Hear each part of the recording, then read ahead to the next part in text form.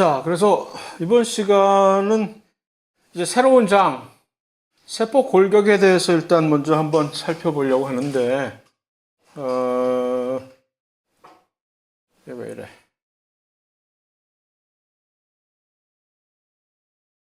이거 뭐지? 키노트인데.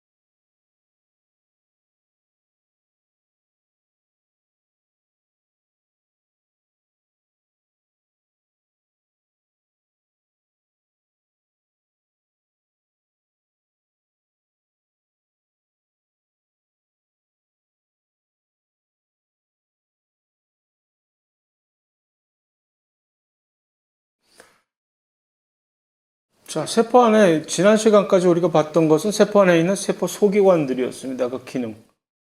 근데 이제는 세포 소기관들이라는 것은 공통적으로 일단 같은 막으로 둘러싸인 존재란 말이에요.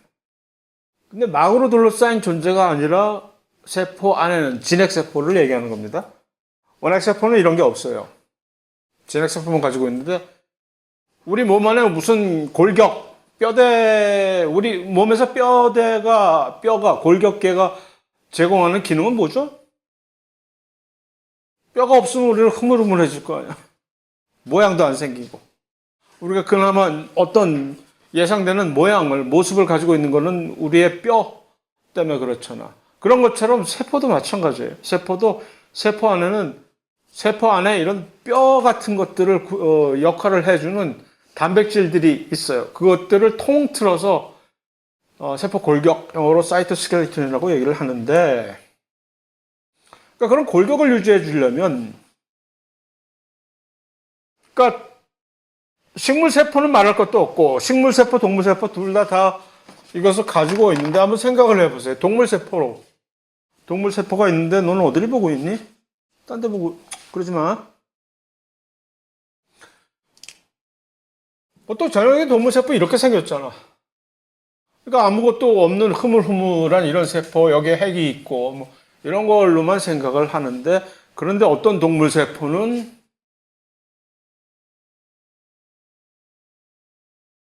이렇게 생긴 세포가 있어. 이걸 왜 상피세포라고 그래, 상피.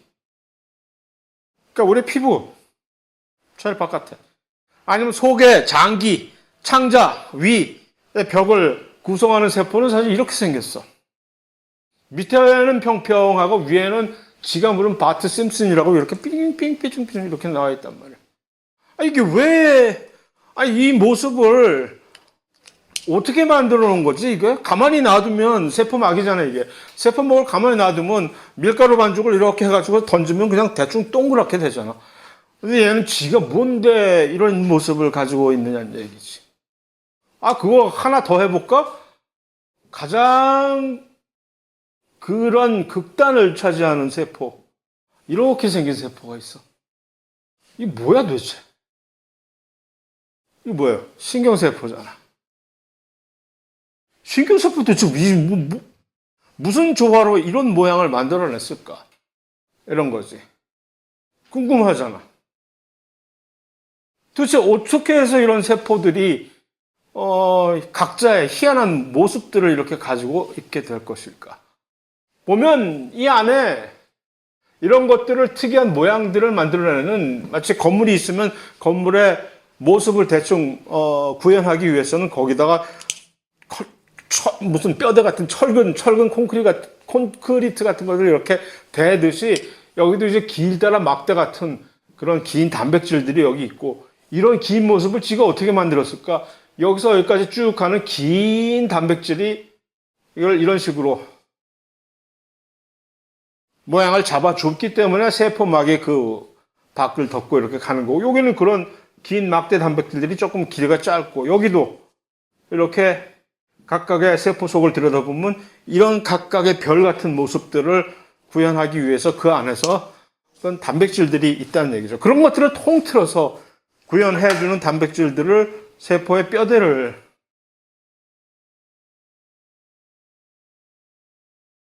장난하냐? 세포의 뼈대를 제공해준다 해서 세포 골격, 사이토스켈레톤이라고 하니까 공통적으로 그런 단백질을 만들기 위해서는 단백질이 이런 동그란 단백질이면 좀 곤란하겠지. 이런 긴 무슨 뭐 기둥 같은 역할을 해주는 긴 단백질, 세 가지 종류의 단백질이 있는 거예요. 그래서 세 가지 형태의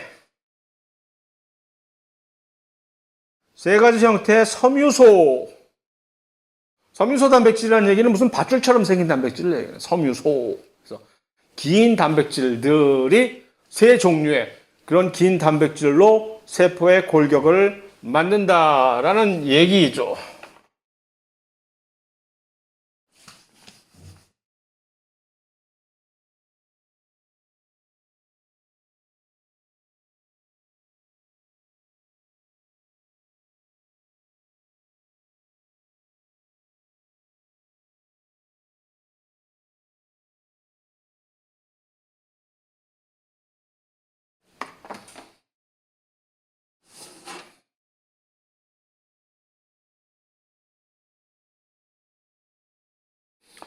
그래서 그 세 가지 형태의 단백질, 그러니까 그런 긴 단백질들을 만들려면, 걔는 또, 그런 긴 단백질을 만들려면, 테슬라처럼 찍어내지 못하잖아. 단위체에서, 작은 부품에서 그것들을 조립을 길게 해가지고 만들어야 되잖아. 우리가 세포에서 중합체라는 것을 만드는 방식은 그거밖에 모르잖아요. 그냥 설계를 딱 해가지고서 큰 주물로 탁탁 찍어내는 것이 불가능하잖아.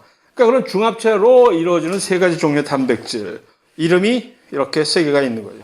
미세소관, 중간섬유, 미세섬유. 미세소관 영어로 마이크로튜뷴, 중간섬유 인터미디엇 필라멘트, 미세섬유는 마이크로 필라멘트. 여기다가 액틴을 조금 붙여줄 때도 있고 안 붙여줄 때도 있고. 자, 소관, 섬유 이 셋 중에서 누가 제일 클까? 지름이. 이름만 보고 알아낼 수 있는 방법이 있을까? 세 가지 종류의 세포 골격 단백질이 우리 몸에 존재해요. 식물의 몸에도 똑같은 이런 세 가지 종류의 단백질이 존재하고 이들의 공통점은 전부 길다란 단백질이야. 긴 무슨 밧줄처럼 밧줄인 것이 전봇대인 양, 밧줄인 양 또는 관인 양 뭐 이렇게. 근데 이름이 소관, 섬유야. 하나는 소관, 하나는 중간, 미세, 둘 다 섬유. 이 세 종류의 세포 골격 단백질 공통점 전부 길다. 또 다른 공통점 중합체이다. 그러니까 이들을 만들기 위해서는 각자의 작은 부품들로 조립을 해야 된다. 자, 그랬을 때 이 셋 중에서 제일 굵기가 굵은 거. 이 길이는 뭐 얼마든지 늘릴 수 있으니까. 중합체니까 길이는 얼마든지 늘릴 수 있는 거죠. 뭐 자기들이 만들 때. 그러나 굵기를 따질 때 이 셋 중에서 굵기가 제일 굵은 건 뭘까? 소관. 어떻게 알았어요? 그렇지. 관이야, 관. 얘는 섬유가 아니라. 관과 섬유의 관은 뭐예요? 속이 뻥 뚫려 있는 거지. 관. 섬유는 뭐야? 섬유. 실처럼 속이 뻥 뚫려 있는 게 아니라 얇은 걸 섬유라 그러잖아. 그래서 소관, 튜뷴이라는 게 그런 관을 얘기하는 거예요. 미세소관이 제일 크고 지름의 형태로 봤을 때 제일 두껍고 중간섬유, 미세섬유는 여기에 왜 얘를 중간이라고 하고 왜 얘를 마이크로라고 했겠어? 둘 중에 누가 더 굵을까? 중간섬유가 더 굵겠지. 그래서 세 종류의, 다시 말해서 이 벽면을, 이 안에 있는 공간을 우리가 어떤 이 세포 골격 단백질로 꽉 채워서 이들을 모양의 형태를 유지하려고 하면 세 종류의 다른 사이즈, 세 종류의 다른 사이즈가 있다라는 얘기입니다. 미세소관. 이들이 어디 있는지 미세소관만을 염색을 하는 형광현미경으로 초록색으로 형광을, 이 파란색은 핵을 특별하게 염색시킬 수 있는 형광 염색약이에요. 그러니까 이 세포, 동물 세포에는 전형적인 동물 세포 안에서 미세소관이 어디 있는지를 살펴봤더니 세상에 쫙 다 깔렸네? 세포 안에 전부 쫙 깔렸어, 거미줄처럼. 실제로 얘네들이 어떻게 생겼나라고 들여다봤더니 이렇게 뻥 뚫린 구멍이야. 뻥 뚫린 구멍. 이걸 어떻게 만들었을까 봤더니 이런 동그란 단백질. 동그란 단백질을 부품으로 해서 이렇게 돌린 거야. 빙빙빙빙 돌리면 이렇게 중간에 속이 뻥 뚫린 그런 미세소관 단백질. 그러니까 굵기가 한 이 정도로 굵게 굵은 이런 단백질이, 그러니까 이 길이는 얼마큼이면 될까요? 뭐 자기 하기 나름이지. 이걸 계속 빙빙빙빙 계속 돌리면 여기까지 갔다가 안녕히 계세요 하고 내가 나가들 정도로 길이가 길어질 수 있는 것이고, 아니면 뭐 조금 짧게 필요에 따라서 어디 봐. 심심하니까 괜히 얘 갖고 자, 중간섬유예요. 중간섬유는 또 도대체 우리가 얼마나 가지고 있나 싶어서 중간섬유만을 따로 특별하게 염색을 하는 형광 염색약을 가지고 했더니 얘도 쫙 깔렸네? 그러니까 중복되어 있는 거야, 중복. 어떤 특별한 세포가 미세소관만을 가지고 어떤 또 다른 특별한 세포는 중간섬유만을 가지고, 그런 게 아니라 미세섬유, 중간섬유, 미세소관, 이 전부 세 종류가 다 한 세포 안에 전부 다 복잡하게 중복되어 가지고 쫙 깔려 있는 거지. 물 셀 틈이 없는 거야. 그러니까 세포 안에 공간이, 널널이한 공간이 있는 것이 아니라, 들어가 보면 우리가 만약에 아주 작은 소인이 돼가지고 세포 안을 여행을 한다고 들어가 보면 이런 숨막히는 답답한 모든 것이 쫙 깔린 공간을 어떻게 다닐까 싶을 정도로. 자, 보듯이 뭐 앓고 섬유 전선을 몇 개를 이렇게 꽈서 만든 것처럼 요 정도 굵기에 안에 어떤 틈이 없는 그런 섬유죠. 사실 지난 시간에 봤던 조로증 있잖아요. 핵막이 붕괴돼가지고서 조막하는 그 질병, 그게 사실 이 핵막을 요렇게 깔아주는 단백질, 그게 바로 이 미세섬유 중에 하나가 이런 식으로 그렇게 만들어 주는 겁니다. 자, 이거는 미세섬유입니다. 중간섬유가 아니라 액틴 미세섬유라고도 해요. 왜냐하면 액틴이라고 하는 특별한 단백질로 이것이 구성이 돼 있기 때문에 액틴을 붙여주는데, 이게는 우리에게 훨씬 이름이 조금 귀에 와닿지 않아요? 친근하지 않아? 액틴? 액틴 어디서 들어봤어? 혹시 어디서 들어본 적 없어? 액틴? 응? 근육을 우리가 수축을 할 때, 근육을 수축할 수 있는 것이 바로 이 액틴 미세섬유들 때문에 그래요. 그러나 좀 이따 이제 이들의 정체가 어째서 이것을 가지고 어떤 방식으로 우리가 활용하는지가 좀 이따 언급이 되겠지만, 얘도 보면 딱 사이즈가 나오잖아. 이런 동그란 단백질들을 막 꽈가지고서 이렇게 만들잖아. 문제는 그 두께가 얼마나 얇으냐, 두꺼우냐, 그 차이가 된다는 얘기죠. 얘도 보니까 어디 있는지 보니까 얘는 뭐 도처에 안 깔린 데가 없네. 핵 안에도 이미 다 들어가 있고. 자, 그래서 왜 이렇게 많은 거야, 세포골격 단백질들이. 왜 이렇게 많은 거지? 일단 어떤 세포의 모양을 유지하려면 얘네들 없이는, 다시 말해서 이런 형태의 모양이 세포가 있다고 칩시다. 동물 세포의 전형적인 이 섬유 조직, 결합 조직 세포 중에 하나가 보통 이런 식으로 생겼거든. 이런 모양을 이렇게 어디서 이렇게 굴곡진 이 모양들이 다 누가 이거를 가능하게 해주느냐? 세포 골격 단백질들이 여기를 쫙 깔아가지고서 그렇게 특별한 모양을 만들어 준다는 얘기죠. 그래서 이거를 유지시켜주지. 어떤 특별한 세포 특이적인 어떤 모양을 구현하고 싶으면 얘한테 부탁을 해야 되는구나. 그것만 있는 건 줄 알았더니 뭐를 고정을 시켜? 세포 안에는 여러 가지 소기관들이 있었잖아요. 미토콘드리아, 무슨 골지, 그다음에 소포체. 걔네들이 왜 하필이면 자기들의 위치가 있었잖아. 예를 들면 그 골지체 같은 경우에는 핵이 저기 있으면 핵 다음엔 바로 소포체가 있고 그 다음에 이제 골지체가 있고 대충 그런 식으로 자기들 나름대로의 위치가 있었잖아. 그게 어떻게 걔네들은 자기 위치를 알고 항상 그 자리에 있을까? 혹시 얘네들이 그냥 둥실둥실 세포 안에 생각을 해봐. 세포 안은 완전히 물로 차 있는 거잖아. 공간에 물이 차 있는 거란 말이야. 근데 물에 둥둥 떠다니는 이런 그 막으로 되어 있는 그런 것들이 지가 뭔데 어떻게 지 자리를 알고 여기다 무슨 뭐 대못을 박아놨나?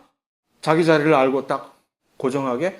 그게 바로 예를 들어서 막대기, 세포 골격들이 막대기 구실을 해가지고서 이렇게 딱 찌르고 있는 거지. 이렇게. 너 어디 꼼짝 못해, 넌 이렇게. 찔려가지고 얘가 이렇게 해가지고서 꼼짝 못하고 여기 매달려 있는 거란 말이지. 그래서 소기관들을 세포 내에서 어떤 특정 위치에 고정을 시키는 역할도 하고. 자, 그 두 개만 해도 정말, 우리는 참 세포 골격 단백질이 열일을 하는구나.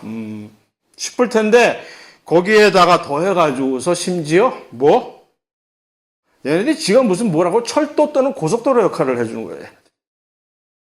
아까 그 길다란 단백질들이, 마치 철길, 누구를 위한. 자, 지난 시간에 봤던 무슨 외포작용이 뭐였죠?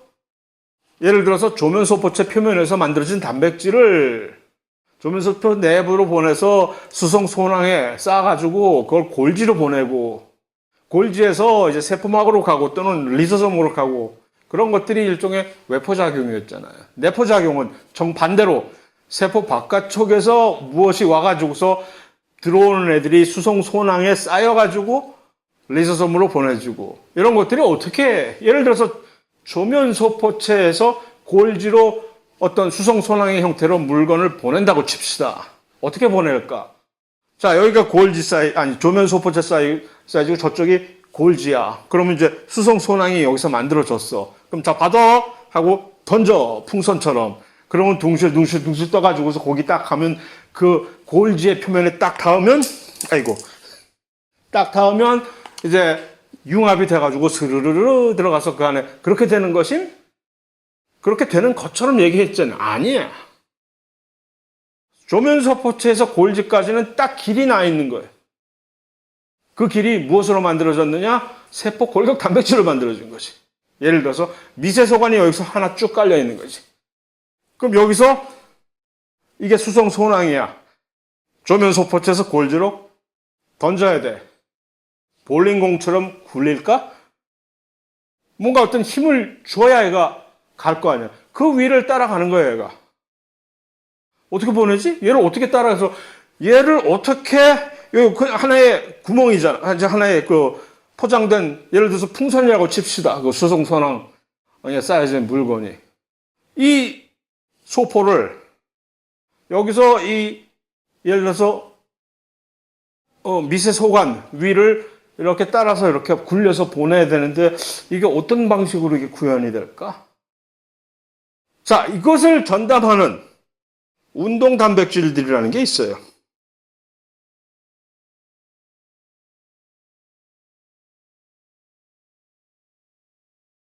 영어로 모터 프로틴이라고 하는데 그러니까 얘네들이 이걸 캐리어를 하는 거야. 이게 만약 아까 그 수성소낭이었다고 칩시다. 제 아이패드가. 그럼 이 운동 단백질들이 예를 들어서 미세소관 위를 걸어다니는 운동 단백질이야. 수성소낭 하나를 딱 짊어지고 지가 걸어가는 거야, 지가. 이 위를. 지가 무슨 발이 달렸다고. 발이 달렸어. 발처럼 생긴 어떤 단백질의 뾰족 삐져나오는 부분이 이렇게 움직여. 한 걸음 한 걸음. 어떻게 움직일까?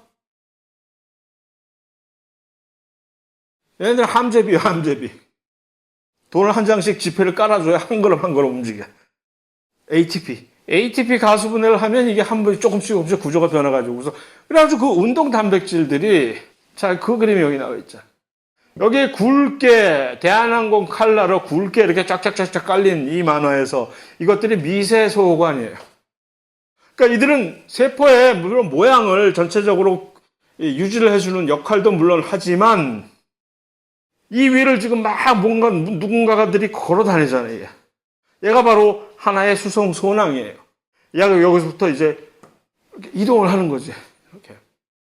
어떻게 이동할까? 이걸 확대시켜 보니까 단백질, 모터 프로틴이라고 있잖아요. 이거 운동 단백질이 요거를 이렇게 이국하는 거지. 그 밑에 보니까 다리처럼 생긴 요 부분이 이렇게 접촉을 하고 있네. 얘네들이 ATP 가수분에 의해서 구조가 변하면서 계속 한 걸음 한 걸음 옮겨가는 그런 방식으로. 다시 말해서 이런 이동 경로를 제공하는 이런 세포 골격 단백질에 관한 미세서관이랑 미세섬유에서 주로 이런 것들이 수행이 되는데 중간 섬유는 그런 것들을 안 하고 그냥 구조적인 역할만 해주는데 그랬을 때 그런 특이한 그런 세포 골격 단백질과 그 위를 항상 특이적으로 걸어다니는 운동 단백질들 간의 그런 밀접한 관계가 그래서 예를 들어서 미세소관 위만을 걸어다니는 운동 단백질이 따로 있고 액틴 미세섬유 위만을 특별하게 걸어다니는 운동 단백질들이 따로 있습니다. 혹시 액틴 미세섬유 위만을 걸어다니는 운동 단백질의 이름을 혹시 아는 사람 있어요?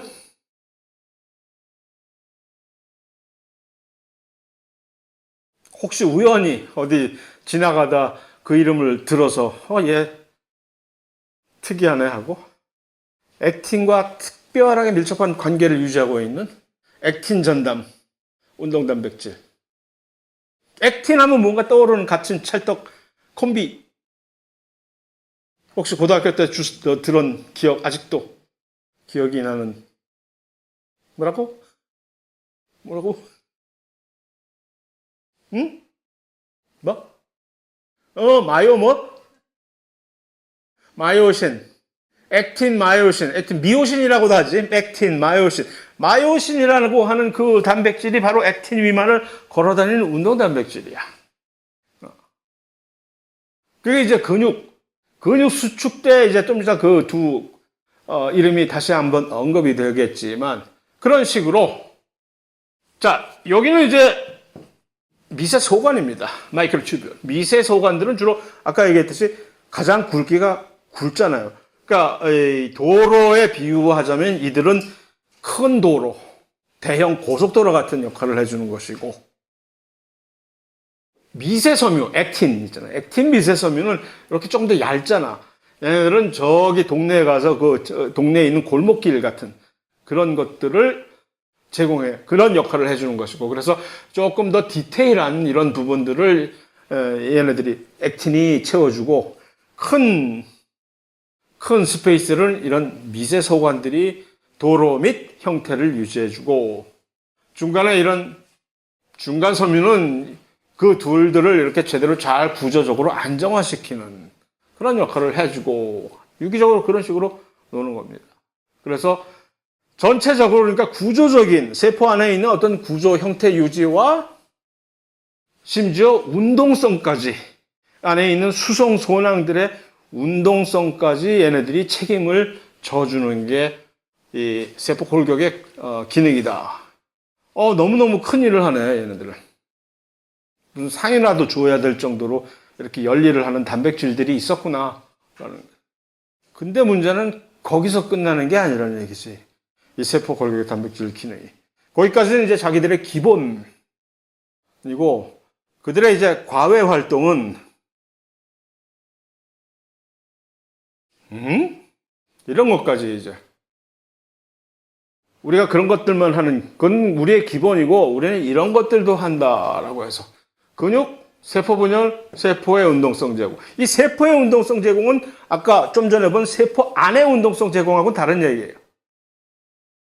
아까 이것은 세포 안에 있는 수송 소낭들의 이동 경로를 제공하는 그런 것이고, 이 세포의 운동성 제공은 이런 거 있잖아요. 우리 어떤 세포는 이렇게 긴 꼬리를 갖고 있고 얘가 헤엄쳐서 가잖아. 어떤 세포는. 이 긴 꼬리 역할, 얘가 어떤 세포들은 자기 혼자 수영을 해서 간단 말이야. 이동을 해요. 그럴 때 그 세포가 수영을 해서 이동을 할 수 있는 이유는 이 긴 꼬리 같은 단백질이, 수염처럼 생긴 단백질이, 마치 세균 세포도 그렇잖아. 막 이렇게 자기가 무슨 버터플라이 수영법을 하는 것처럼 이렇게 막 요동을 쳐가지고서 움직이는 바로 요 단백질. 이 단백질이 무엇이냐? 세포 골격 단백질이에요. 그래서 세포의 운동성 제공을 하기도 하고, 세포가 자기가 이렇게 움직여야 되는 세포라면 그런 세포들 들어있잖아요. 또 하나는 세포 분열을 할 때 어떤 세포가 하나가 이렇게 두 개로 쪼개지려고 할 때 이거 대략 난감이잖아. 이 두 개가 이렇게 쪼개지려고 하면은 일단 세포 바깥의 전체적인 모습이 이게 두 개 반으로 쫙 갈라져서 이렇게 분할이 돼야 되고, 그다음 또 하나는 그보다 훨씬 더 중요한 사안은 이 안에 있는 염색체가 정확하게 분리가 돼야 될 거 아니야. 그 일을 둘 다 세포 골격 단백질이 정확하게 이것을 구현을 해준다는 얘기입니다. 그 다음에 근육 수축. 이거 아까 봤잖아요. 우리가 액틴 단백질이 근육 수축을 전담한다고 했지. 그러니까 이런 것들을 또 이제 아까 봤던 전 슬라이드에서 봤던 기본적인 세포 골격의 기능에 더 추가적으로 이런 것도 수행을 해준다는 얘기죠. 그래서 근육 수축은 액틴 미세섬유가 특별하게 전담을 하는 거고, 뭐든지 수축하면 나지 하면서, 수축은 나 말고는 다른 사람 당할 자가 어딨어 하고, 수축하는 데 필요하면 나야 나 하고 액틴이 항상 덤벼듭니다. 세포 분열은 어떻게 할까? 일단 세포 분열을 하려면 방추사, 어디서 들어봤어요? 방추사가 뭐지? 영어로 스핀들 파이버라고 하는 방추사 들어본 적 있어요? 세포가 분열하면 염색체가 분열을 해야 되잖아. 염색체가 분열하려면 어떻게 해? 염색체에다가 마치 라쏘 툴처럼 염색체 쫙 갈고리처럼 걸어갖고 당겨야 되잖아, 염색체를. 염색체가 이렇게 두 개가 샴쌍둥이처럼 달려있는데 얘네들을 한쪽, 또 다른 쪽 이렇게 서로 딱 밧줄을 옹여매가지고 이 둘을 서로 다른 방향으로 당겨야 얘네들이 분리가 되면서 세포 분열할 때 분리가 될 거 아니에요. 이게 우리가 세포 분열을 하는 가장 기본적인 방식, 표준 방식이잖아요. 그럴 때 이러한 밧줄 역할을 누가 해주느냐 하는 이거지. 이러한 밧줄을 우리는 방추사라고 하는데, 이름이 그 방추사가 다름 아닌 미세소관이다. 방추사는 미세소관으로 만든다. 그러니까 미세소관이 있어야 염색체를 분리를 시킬 수가 있구나. 근데 그것만 가지고는 안 되잖아. 얘네들은 이제 염색체를 분리하는 거지만 세포막 자체가, 예를 들어서 동물 세포가 분리를 하려면 처음에 이런 세포가 이런 모양을 가지고 있는 세포가 있다가 얘가 중간이 이렇게 돼야 될 거 아니야. 두 번째 단계에선 이것이 훨씬 더 깊어지면서 최후에는 이게 이제 완전히 두 개로 분리가 될 거 아니야. 이거 마치 허리띠를 내가 메고 있다가 허리띠를 확 더 졸르면 개미 허리가 점점 되다가 하다가 이제 허리가 뚝 끊어져 버리는 그런 방식으로 세포가 분열을 한단 말이에요. 그러니까 이 허리띠 역할을 여기서 갑자기 허리띠 역할을 해가지고 허리띠를 쫙 수축이잖아. 수축은 누가 전담한다고? 액틴. 수축은 액틴이 전문이야. 그래서 이것을 수축환이라고 해요. 요 중앙에서 여기를 계속 쪼여가지고서 이 중앙을 완전히 이제 끊어내는 역할을 해주는 이게 수축환이라는 구조인데, 그 구조가 알고 보니 누가 제공해 주는 거야? 액틴이야. 그래서 세포 분열을 하려면 이러한 이 세포 전체의 분리는 액틴이 이렇게 끊어서 담당해주고, 안에 있는 염색체의 분리는 미세 소관이 방추사의 형태로 알아서 전담해주고 하는, 니들 없었으면 도대체 어떡할 뻔했냐? 라는 얘기가 또 나오게 되는 거죠. 마지막으로 세포의 운동성은, 우리가 원핵세포, 세균의 전체적인 모습을 봤을 때는 선모가 아니라 선모라고 있었잖아요. 이름이 조금 다르지. 선모. 그 다음에 편모라는 게 있어요. 편모는 장비, 긴 장비 수염이고, 그들의 선모라고 하는 그것은 긴게 관우의 수염이고, 선모라고 하는 작은 장비, 부슬부슬하게 듬성 나 있는 장비 수염처럼 짧은 것들이 서로 다른 역할을 해 줬었잖아요. 그런 것과 비슷하게 이 진핵세포에도 약간 길이가 짧은, 훨씬 더 많은, 개수가 많은 털북숭이처럼 하는 이러한 선모라고 하는 것과 하나의 긴 꼬리처럼 생긴, 마치 관우의 수염처럼 생긴 편모라고 하는 이 두 개의 서로 다른 구조의, 이거 둘 다 미세소관으로 만든 거예요. 이것으로 운동성을 제공해 주는 거예요. 선모를 어디서 볼 수 있냐? 예를 들어서 우리 식도, 기도나 식도 같은 데 보면은 원래 그림 없나?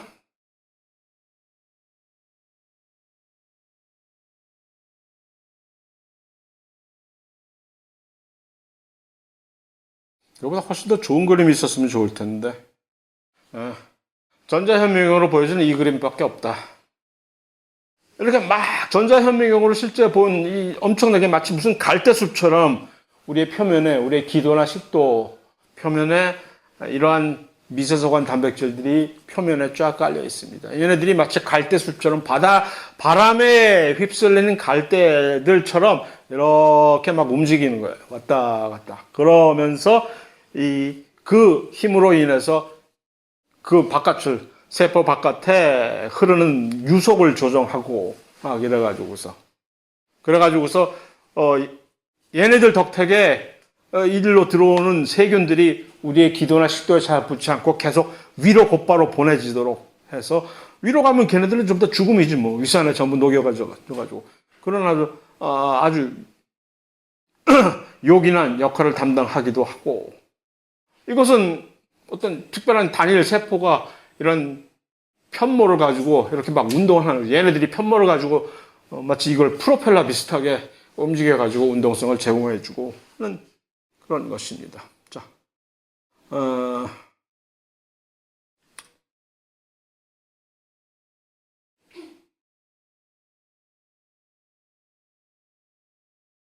그래서 이제 분열을 하는 세포에서 요 빨갛게 보이는 요거 두 개가 이제 염색체에 딱 고정이 되어 있는 요 두 개의 미세소관이 보이죠. 그 미세소관이 이제 방추사 역할을 해주는 것이고, 그래서 그들 덕택에 얘네들이 이쪽 서로 다른 두 개의 방향으로 염색체들이 이동을 하는 것이고, 이들이 전체적으로 이 방추사들을 형성하는 것이고, 그와 동시에 이 중앙에는 액틴 미세섬유들이 여기를 딱 이 고리를, 수축환이라고 하는 이상한 대를 형성을 해가지고 이걸 계속 당겨가지고 여기를 좁게 만들어서 끊어버리는 그런 역할을 해줍니다. 자, 미세소관이 어쩌고저쩌고 하는 건 별 쓸데없는 얘기고, 아까 한마디로 요약을 좀 더 자세하게 들어가서 이런 것들을 이제 살펴볼 수 있으나 좀 간단하게 계속 웬만하면 간략하게 해보려고, 그러니까 미세소관이 됐던 미세섬유가 됐던 전부 단위체로서, 이런 단위체들 있잖아요. 이런 단위체들이 중합이 돼서 이렇게 만들어내는 겁니다. 그것들을 중합을 하려면은 어떤 에너지들이 필요하겠지, 그지? 그래서 이 경우는 이제 ATP 대신에 GTP를 필요로 하는 거고, 그런 얘기예요. 그래서 이런 작은 단위체들이 이렇게 하나씩 계속 쌓아가지고 긴 관을 만드는 그런 형태를 보여주는 것이고, 그런데 요거 한 가지는 이제 미세소관의 어떤 특별한 구조의 안정성에 영향을 주는 두 가지 형태의 약물이 있어요. 약물. 하나는 텍솔. 텍솔이 왜 유명하냐면은 이건 항암제로 아주 유명한 물질이거든요. 텍솔은 원래 유칼립터스라고 하는 캘리포니아의, 미국 서부의 캘리포니아적 해변가에 자생하는 그 나무 껍질에서 추출한 천연물이에요. 텍솔이라는 게. 근데 얘네들이 어떻게 해서 항암제에 특별한 효능을 가지고 있느냐 하면 미세소관의 구조를 안정화, 그러니까 미세소관을 계속해서 중합체 형태로 유지시켜주는 그런 역할을 해요. 미세소관이 막 분해되는 거를 막아주는 거지. 미세소관은 이제 작은 소단위체가 중합체를 만들어야 되는데 얘네들이 어떤 평형 상태를 이룰 거 아니에요. 중합체를 이뤘다가 어느 정도 되면 얘가 분해도 됐다가 하는 식으로. 그런데 길게 계속 긴 중합체 형태로 유지를 시켜주는, 그래서 이것을 안정화시켜주는 그런 물질이라고 얘기를 해요. 근데 얘가 항암제로 그러한 효능을 가지고 있는데 그것을 이용을 해서 얘를 아주 항암제로, 아주 효과가 좋은 항암제로 널리 사용을 해왔어. 어느 정도냐면 그래서 심지어 사람들이 야, 그 천연물 뽑아가지고서 그거 언제 그거 써 우리가 직접 한번 합성을 해보자 해서 요즘은 이제 텍소를 막 생명공학적인 기법으로 실제로 천연물로 뽑아내지 않고 인위적으로 합성을 해서 이제 생산을 해내기도 할 정도로 그만큼 요긴한 물질이야, 텍솔이. 그래서 뭐 그렇다 치고 그런데 그 정반대 역할을 하는 또 다른 약물이 있어요. 콜리친이라고 하는 약물은 직접적으로 항암제로 쓸 수도 있긴 하나 워낙 독성이 심해서 인체에다 쓰기보다는 우리가 이제 배양세포 같은 것을 연구하는 실험실에서 그 세포 분열을 억제를 시켜야 되겠다라고 싶을 때는 요 콜리친을 주로 흔히 사용합니다. 그럼 얘는 그 분열하던 세포가 딱 정지를 해버려. 항암제로 쓸 수 있겠지, 그러니까. 이론적으로. 항암제라는 건 세포 분열, 암이 뭐예요? 뭐, 그냥 걷잡을 수 없이 분열하는 세포니까 그걸 세포 분열을 막아버리면 되는 거야. 그러니까 얘를 하면 세포 분열을 억제시킬 수가 있어.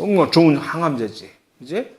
그러니까 이 텍솔 역시 세포 분열을 막으니까, 암세포의 증식을 막으니까 항암제로 쓸 수 있는 거고, 콜리친도 역시 그런 암세포의 분열을 막아줄 수 있으니까 둘 다 좋은 항암제로 사용을 할 수가 있는 거예요. 근데 불가사의가 얘는 미세소관의 구조를 안정화시키는 거고 얘는 미세소관을 불안정화시키는 애. 정반대의 지금 효과를 가지고 있는 거지.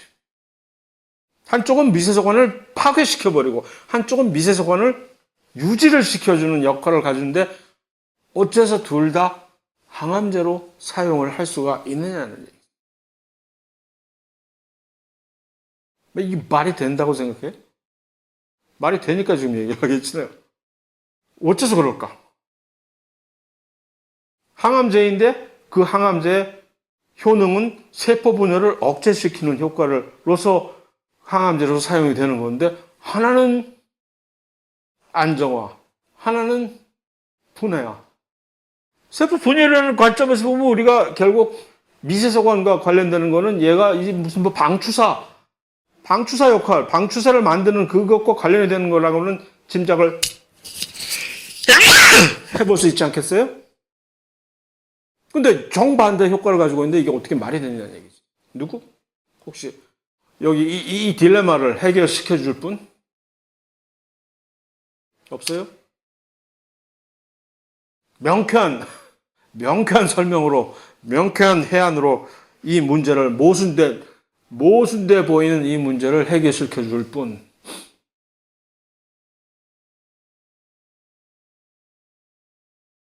쉬는 시간도 얼마 안 남았으니까.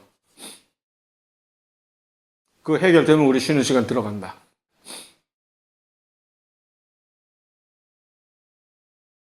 응?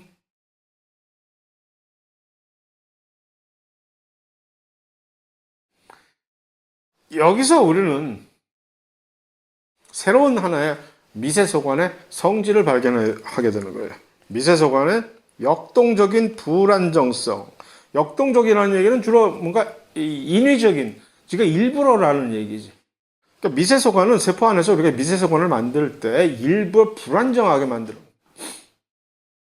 미세소관을 하나 만들면 기왕이면 우리가 하는 미세소관을 길게 이렇게 만들어 놓으면 기왕이면 오래 쓸 수 있는 미세소관을 만드는 게 우리에게 좋을 거 아니에요. 근데 그러지 않고 일부러 이 미세소관을 만들면서 일부러 훨씬 더 망가지기 쉽게 불안하게 일부러 날림 공사를 해 놓는다는 얘기죠. 그래서 조금만 여차하면 얘네들이 와르르 무너질 수 있게끔. 그게 일종의 역동적인 불안정성이에요. 왜 그러느냐 하면은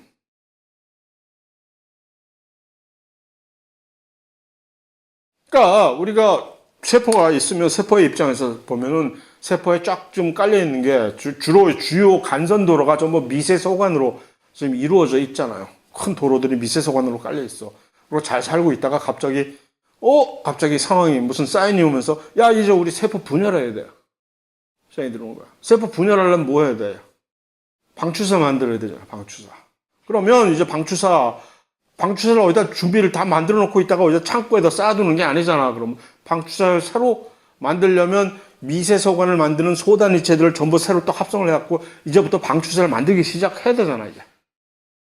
그래서 세포의 입장에서는 그럴 것이냐, 아니면 이 깔려있는 도로를, 보도블락을 깨가지고서 얘네들을 갖고 와가지고서 이 재료로 이걸 재활용해서 방추사로 도로를 파헤쳐가지고서 도로로 쓰고 있던 이 미세소관을 분해해가지고서 걔네들을 그냥 급조해가지고서 방추사로 만들 것이냐, 그 선택의 길에 서 있었을 때 세포는 후자를 택했다는 거죠. 그러니까 새로 합성을 하느니 일일이 이미 깔려있던 이 미세소관을 전부 분해해가지고서 이걸 새롭게 전용을 한다는 얘기죠. 그러려면 얘네들은 분해하기 쉽게 만들어야지. 얘네들이 훨씬 안정화되게 돼 있으면 이걸 분해를 제대로 못 해가지고 방추사를 못 만들잖아. 그게 바로 미세소관의 역동적 불안정성이에요. 일부러 그렇게 만들어 놓은 거야. 그러니까 텍소를 넣으면 텍솔이 왜 항암제 구실을 하겠어? 세포가 분열이 아직 안 되고 있었던 시절이야. 세포 분열을 해야 돼. 그럼 막 미세소관 분해해가지고 빨리 막 방출을 만들어야 되는데 텍솔이 와버렸네? 그럼 얘가 분해가 안 되잖아. 그 방출사 못 만들지. 콜리친은 반면에 왜 항암제로 작용이 될 수 있을까? 만들었어. 텍솔이 아니야, 얘는. 그러니까 막 분해해서 만들었는데 콜리친이 와서 얘를 분해시켜버리는 거지. 방추사 또 못 만들지. 그러니까 이렇게 이 두 가지의 서로 다른 정반대된 효과를 가진 드럭이 똑같이 방추사를 못 만들게 만드는 거예요. 그래서 아이고. 그래서 그런 관점에서 이것을 이해를 할 수가 있는 겁니다. 실제로 그래서 그런 것들은 이제 우리가 신경섬유에 신경세포의 긴 요 축삭 있잖아요. 축삭의 길이도 사실 미세소관이 길게 늘어들어가지고 이것을 유지를 해 놓는데, 근데 이 축삭을 만드는 신경섬유의 축삭을 구성하는 그 미세소관이 그렇게 역동적으로 불안정하다면 이 신경섬유가 이게 유지가 되겠어요? 그럴 때에는 일부러 이 끝을 보호하는 보호대를 딱 이렇게 채워놔가지고서 이런 것들의 적용을 안 받게 만들어 놓습니다. 자, 10분 있다가 계속합시다.